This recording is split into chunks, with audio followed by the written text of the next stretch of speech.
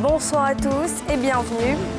Abidjan revêt sa robe lumineuse pour les fêtes de fin d'année. Les illuminations de Noël ont été lancées hier soir par la première dame Dominique Ouattara, un spectacle scintillant qui séduit petits et grands chaque décembre.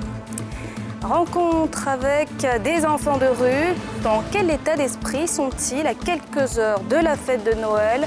Vous allez voir, le manque de famille se fait ressentir. Et puis la troisième édition du match de gala pour la paix et la réconciliation nationale va se tenir le 19 mars 2022. Plusieurs stars du football africain sont annoncées pour cet événement qui se tiendra au stade des Bimpe. Abidjan a revêtu sa plus belle robe lumineuse pour émerveiller petits et grands en ces fêtes de fin d'année. Le coup d'envoi d'Abidjan, Perle des Lumières, a été donné hier par la première dame Dominique Ouattara. C'est en présence de Nadja Edjar et Fulgence Kissiedo.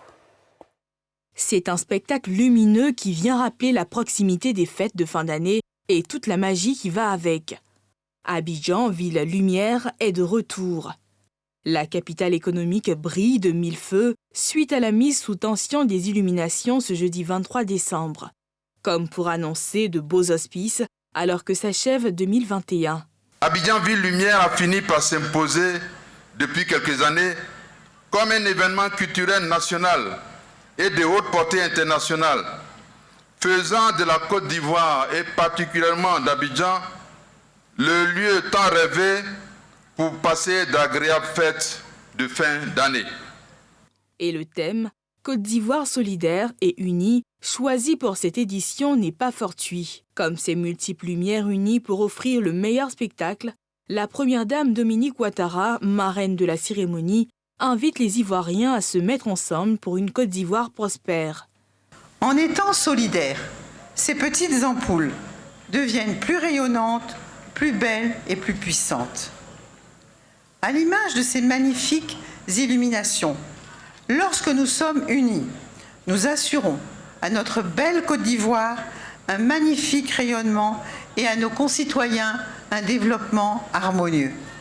Aussi, le thème retenu cette année pour les illuminations, à savoir Côte d'Ivoire, solidaire et unie, est tout à fait à propos et nous incite à garder à l'esprit ces valeurs cardinales, à savoir la solidarité et l'unité pour notre pays. C'est dans cet élan de solidarité que des vivres sont offerts aujourd'hui à des centaines de familles vulnérables pour leur permettre de passer d'agréables fêtes de fin d'année. Par ailleurs, je suis heureuse que ces illuminations, tant attendues par nos populations, favorisent chaque année des moments de retrouvailles et de partage, créant ainsi une atmosphère particulièrement chaleureuse au sein des familles. L'illumination de la ville d'Abidjan se fera jusqu'au 31 janvier 2022. Durant cette période, des espaces tels que le Grand Carrefour de Koumassi et l'espace Canal-aux-Bois, de même que les ronds-points et carrefours importants de la capitale, scintilleront sous l'effet de ces milliers de lumières. Le 31 décembre prochain, le Palais de la Culture de Treichville abritera le tir du feu d'artifice. Mais toute cette effervescence autour de la Noël rend triste une partie de la population lors des fêtes, des repas de famille et des cadeaux de Noël. Les enfants de la rue se sentent oubliés et le manque de famille se fait ressentir. Jean-Michel Quadio, Kim Eric. Engré, terminus 81-82. Dans ce quartier, ces garçons ont fini par élire domicile le long des voies. Venus d'autres villes et communes, on les aperçoit à ce carrefour, espérant des piécettes, des gros carrosses qui garent au feu tricolore au moment où d'autres enfants se préparent à recevoir leurs cadeaux de Noël des mains de leurs parents. Aujourd'hui, c'est encore plus difficile. Noël approche, on ne doit pas avoir les mêmes cadeaux comme les autres enfants. Je suis dans la rue depuis 2020. Je vais à l'église les mardis, mercredis, samedi, dimanche. On nous donne un riz pour manger. Par rapport à la fête, c'est compliqué. J'espère passer ici dans la rue. Je vais retourner à la maison. Je demande, là, on me donne. Et pas me payer mes habits, les chaussures. Et pas me manger aussi. Pendant les fêtes de Noël, on ne m'a jamais donné de cadeau. Donc, on me dit rien. Si il y a un habit pour porter, c'est bon. Je me sens frustré. Il y a tant de peut-être un jour, il y a un travail. Il fait un travail, il quitter dans ça. Il me cherche un travail, après il aller à la maison. Il dit à maman qu'il travaille. Si je gagne l'habillement pour porter, ça me fait plaisir aussi. On fait mal aussi parce que moi je n'ai pas les cadeaux aussi. C'est mieux que là. Je les regarde comme cela. Moi je vais apprendre la mécanique de moto. Bakayoko Fousseni a 12 ans. Il n'a pas la tête à la fête. Il doit cirer des chaussures pour payer ses cours de renforcement. Je ne sais pas si avec un cadeau. Moi, je veux qu'on me donne. Parfois, ça fait mal qu'ils ont donné un cadeau, moi, je n'ai pas eu. Je dis qu'un jour, j'ai eu mon cadeau. Quand je gagne l'argent, je donne ça à ma grand-mère pour le coup de samedi, pour payer. Pour l'école. Comme ma maman n'est pas là, avec mon papa, c'est pour ça que je cherche les gens pour gagner l'argent. Chaque année, la fête de Noël n'a pas la même saveur pour tous les enfants du monde. Les conflits, la pauvreté, les violences dans les couples ont fait des laissés pour compte. Les ONG militants des droits des enfants sont les espoirs de ces tout-petits pour retrouver le sourire. À quelques heures du réveillon de Noël, les Abidjanais étaient nombreux dans les centres commerciaux ce vendredi pour leurs achats de dernière minute. La course au dernier cadeau, c'est un reportage de Bresniawa et Kimo Eric. L'affluence est toujours visible devant, comme à l'intérieur des galeries commerciales. À quelques heures du réveillon de Noël, on se presse pour donner le sourire aux enfants. Il faut à tout prix leur offrir des cadeaux. Cette demi-journée est l'occasion ultime. Il n'y a pas le temps, on essaie de faire un peu plus vite même. Il doit retourner au travail, tout ça. Il a demandé une permission pour venir acheter les cadeaux et puis repartir. Les remises faites sur les prix dans ce magasin sont une aubaine pour ses clients de dernière minute.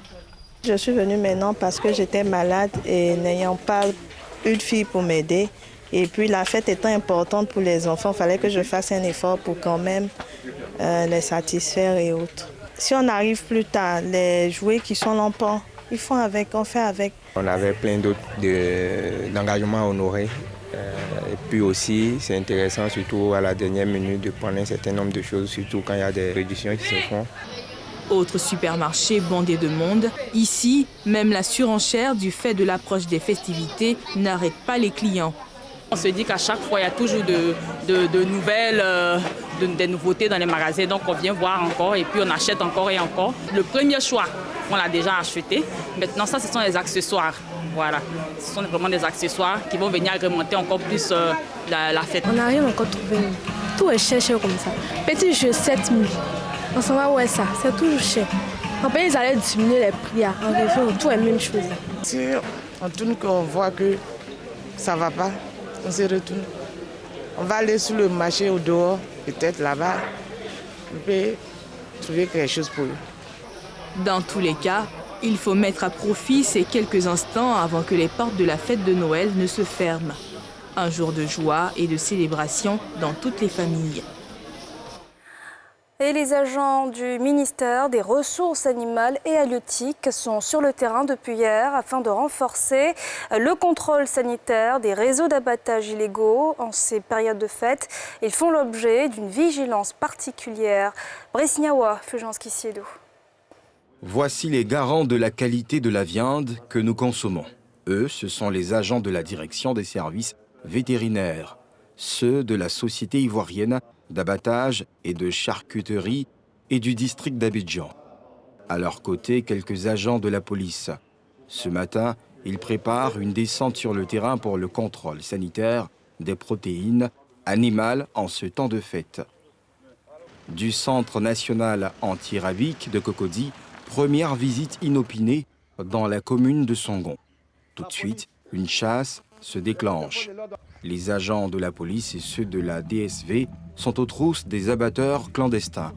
Les kidams n'ont pas tous réussi à s'échapper. Il était là. Si, il était là. Oui, c'est lui. Montez. Sur les lieux, des traces de sang. 5 porcs agonisants et 12 autres de ce camion qui devrait les convoyer dans un autre lieu, selon le conducteur. À 100 mètres de là, le même décor. Après leur forfait, les abatteurs ont pris la fuite. Difficile de trouver des témoins. Je suis venu ici, là, ça ne vaut pas 2 semaines. Je ne connais pas quelqu'un ici même. Je suis étranger ici. C'est mon oncle qui m'a envoyé ici. Pour donner manger à les bêtes, pour donner l'eau, c'est tout que moi je connais. Cap sur Yopougon, précisément à la Selmer. C'est le gros lot. Ce vendeur, très connu dans la commune, est pris en plein dépeçage de la bête qu'il vient de tuer. Quand on abandonne un porc à l'abattoir de la CIVAC, on y met une estampille sanitaire pour montrer que l'abattoir, le porc a été abattu dans les conditions sanitaires et que les consommateurs peuvent le consommer sans problème. Là, on l'a pas vu. Il n'y a pas de code sanitaire ici. 316,30 kg de viande et 17 bêtes saisies, dont 5 mortes et 12 vivantes. C'est le point après seulement quelques heures de traque sur le terrain. Les abattages clandestins nous posent un souci à ce niveau-là parce que le rôle de la CIVAC, c'est que tous les porcs qui sont abattus ici doivent être inspectés et lorsque c'est apte à la consommation, et on va les marquer avec une estampille sanitaire pour pouvoir les livrer à la consommation de la population. Chaque jour, sur environ 500 animaux, l'abattoir de Port-Bouillet réussit à retirer au moins 20 animaux qui sont atteints de tuberculose. Et les circuits anormaux qui font de l'abattage clandestin, où les animaux ne sont pas contrôlés et cette viande-là, infectés sont mis à la disposition des populations.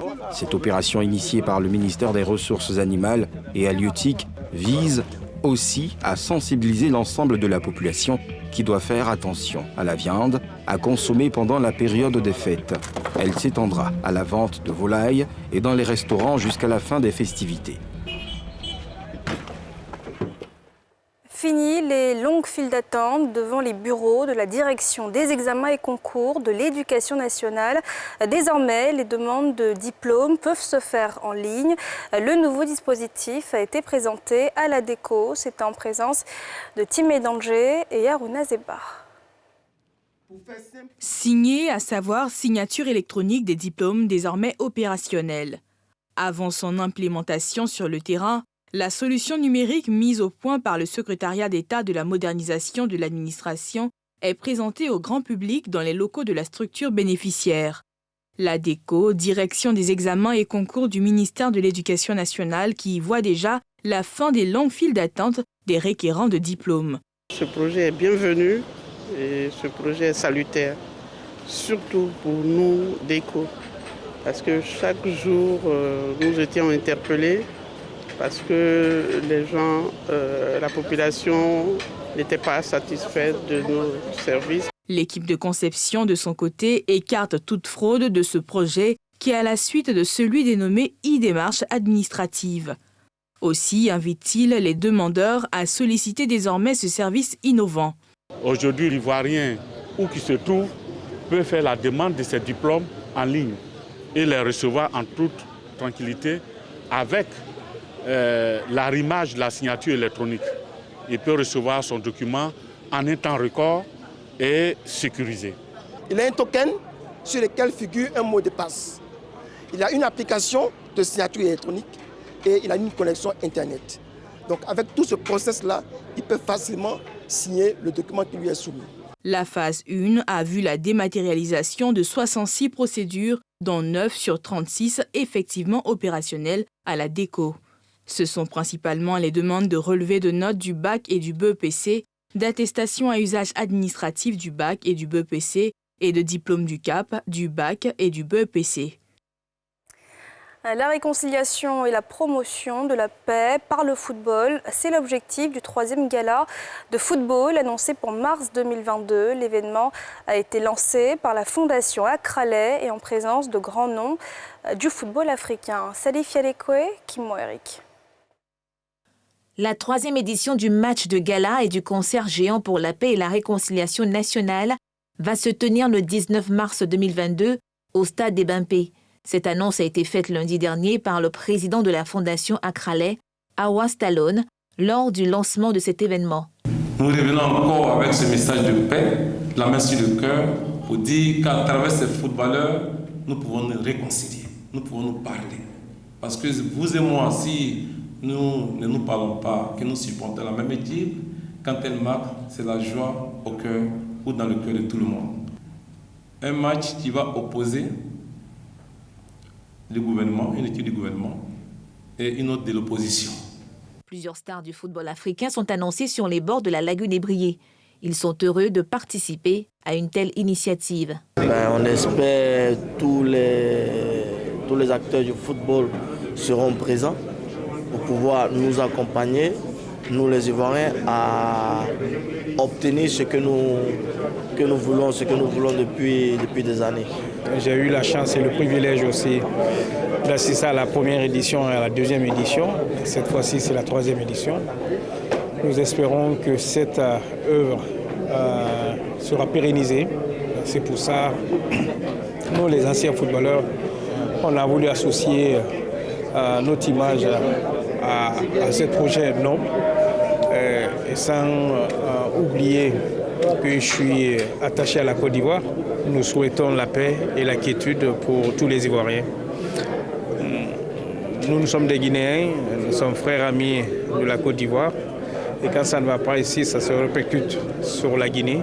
Après les éditions 2007 et 2008, au plus fort de la crise ivoirienne, rendez-vous en mars pour cette initiative de promotion de la paix autour du ballon rond. Du sport, toujours, le football américain a des adeptes en Côte d'Ivoire. Dimanche, l'université Félix Houphouët-Boigny a accueilli la finale du Golden Eagles Bowl, l'un des tournois phares de cette discipline en terre ivoirienne. Les Eagles ont battu 12-0 les Golden lors de la finale. Salifia Lekwe, Kimouerik. L'université Félix Houphouët-Boigny a accueilli dimanche dernier la 5e édition du Golden Eagles Bowl. La plus grande compétition de football américain en Côte d'Ivoire. Étaient opposés lors de cette finale les Golden en jaune-blanc aux Eagles en noir. Un match largement dominé par les Eagles qui ont écrasé les Golden par 12-0. Un sport peu connu en Côte d'Ivoire que les initiateurs essayent de promouvoir. Le football américain est un jeu de gang-terrain qui se joue à 11 contre 11. Le but étant d'avancer le ballon jusqu'au bout du terrain pour marquer un touchdown. Au rugby, on appellerait ça un essai. Chez nous, c'est un touchdown. Et donc, le but, c'est justement pour l'attaque d'avancer et de marquer avec le ballon jusqu'à la zone d'en-but. Et le but de la défense, c'est de les empêcher d'avancer. Que depuis 2016, nous finissons nos saisons par un match de gala qui permet de montrer un peu le savoir-faire de la Côte d'Ivoire en termes de foot américain et puis de faire une belle fête avec tout le monde et avec tout le public. Alors, le niveau technique était assez bon. Il faut dire qu'il y a beaucoup de nouveaux qui ont intégré les deux franchises. Donc ça fait que parfois, les nouveaux étaient à leur premier match. Et donc, il y a certains déchets techniques au niveau du jeu. Mais au fur et à mesure, ça va. Pour les adeptes de ce sport, le foot américain a de beaux jours ici. Je trouve que c'est le sport le plus passionnant au monde.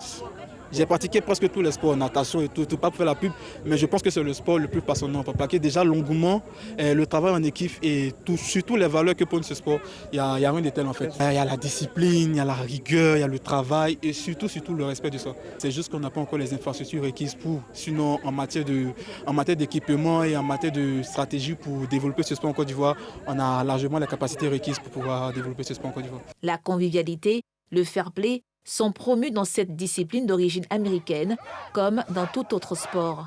Les deux équipes le démontrent ici, après l'affrontement.